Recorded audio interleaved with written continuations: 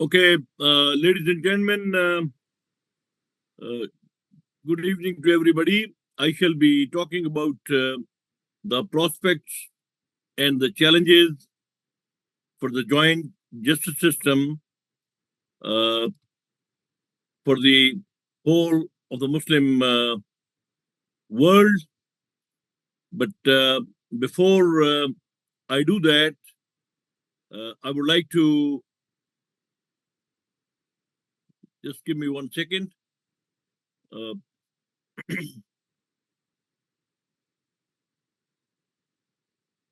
yeah, I would like to, first of all, congratulate Assam and its chairman, General Adnan Tenrivirdi, for organizing this Congress in extremely difficult time. I also pray for the good health and very quick and complete recovery of General Adnan Pasha. Uh, before I come to the actual topic, I would like to express my deep, heartfelt condolence uh,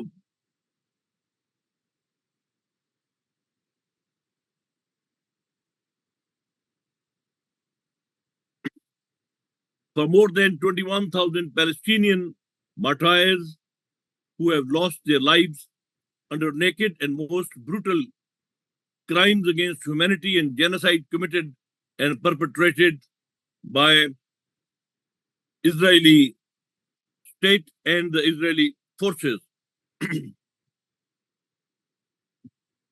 I also pray for more than 60,000 injured Palestinians and around 2 million Palestinians whose houses, hospitals, schools have been destroyed.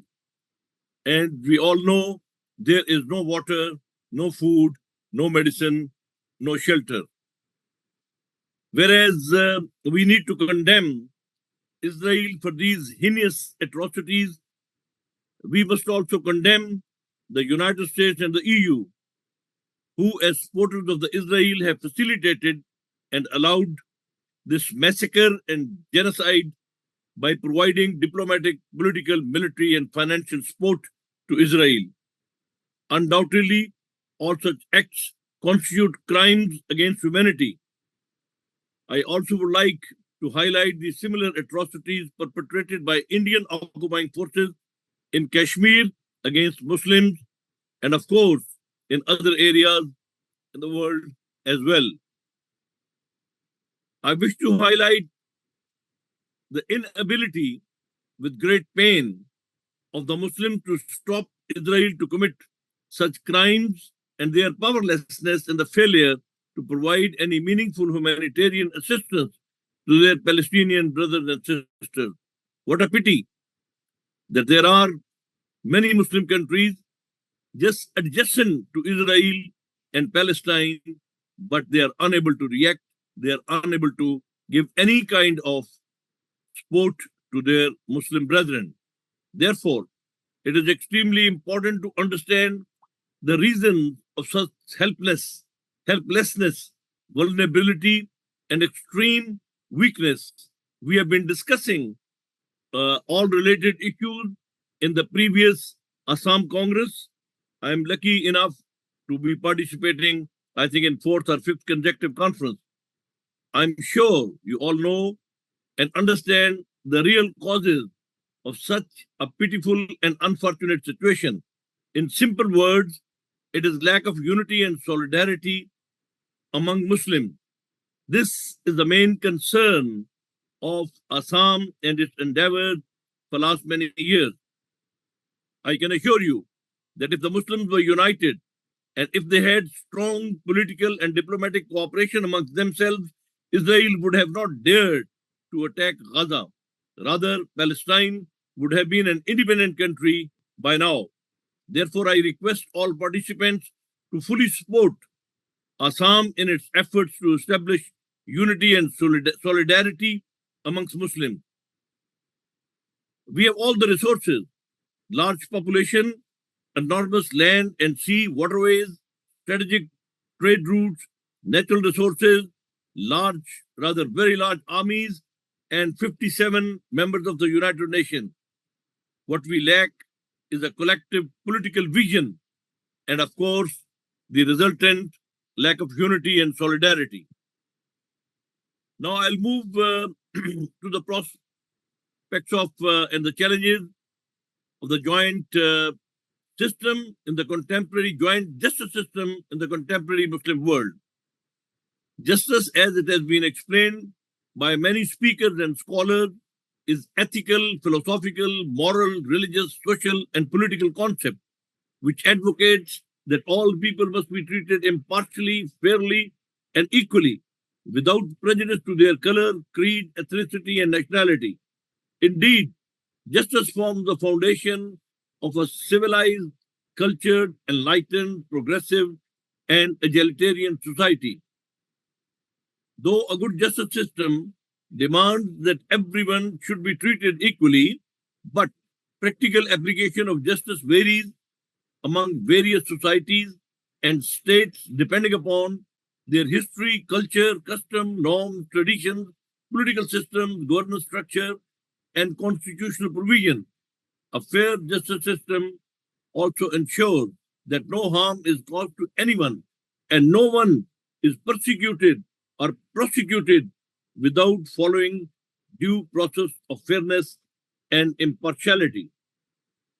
Traditionally, a justice system has two main branches, the civil law and the criminal law. Most of the Muslim countries which have remained which have remained under the colonial powers of many European powers, still follow some forms of Roman common law or mixture of the laws introduced by their erstwhile colonial masters.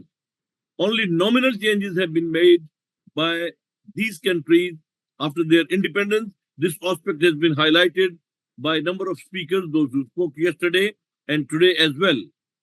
The justice system in Muslim countries varies drastically from one state to another state for the reasons mentioned just now in the forms, principles, standards, practices, and essence due to the influence of various factors. I do not have the time to go into those in the detail.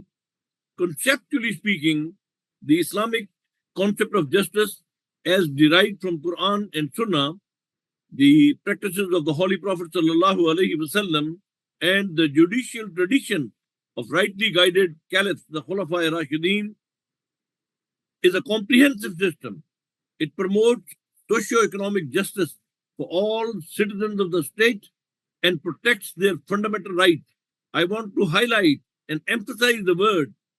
It promotes the socio-economic justice because many a time we are talking into very technical terms and into some kind of more and more of a religious terminologies, but we do not emphasize on a socio-economic justice. In a society where socio-economic justice does not exist, the society cannot exist. And where the fundamental rights of the citizens are not protected, whether it is called a Muslim country or a Muslim society or a non-Muslim society, it just cannot stay, it cannot survive. Unfortunately, in most of the Muslim societies, in most of the Muslim states, neither there is a social economic justice, nor there is any respect for the fundamental rights of their citizens. The principles of the Islamic law and justice system based on Quran and Sunnah are universally accepted by all Muslims. There are some differences among various schools of Islamic jurisprudence, but these are not divisive. During 18th and the 20th century, up to from 18th to 20th century, the colonial powers enforced their laws and justice system on their subjects because they wanted to destroy the old traditional Islamic justice system in whatever form it was. Moreover, it helped them to establish supremacy of the colonial imperialists on the Muslims. The colonial powers wanted unhindered loot and plunder of the human and natural resources of the Muslim world. During the post-colonial era, nothing much has been done to restore and revive the traditional Islamic justice system due to the factors mentioned by me.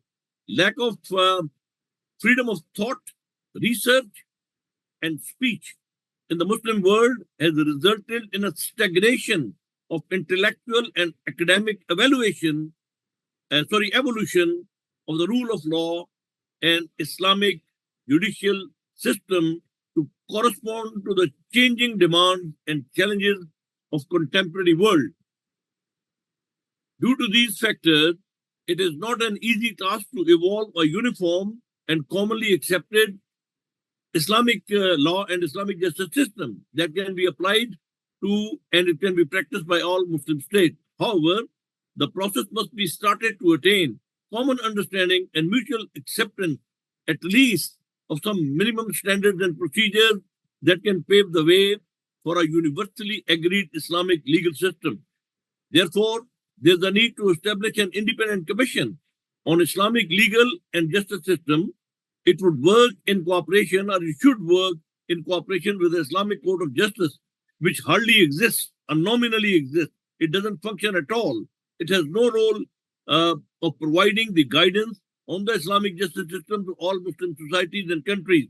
It can be, the cooperation can be obtained from Jama Azhar, the Azhar University, and the International Islamic Universities at Islamabad and Kuala Lumpur.